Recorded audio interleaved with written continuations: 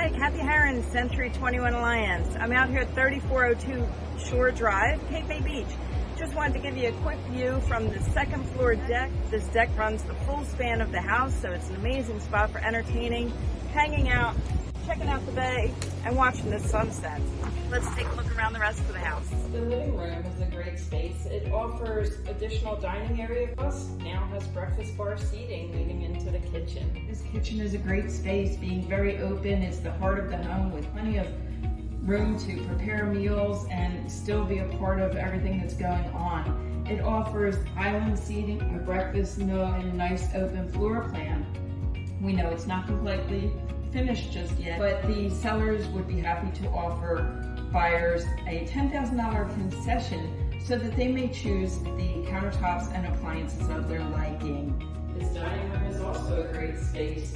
If you don't need an additional dining room, you can easily close this off into potentially a fifth bedroom should you need it, or use it as a home office. The master bedroom offers amazing views overlooking the bay and go to sleep at night watching the sunset in the summer.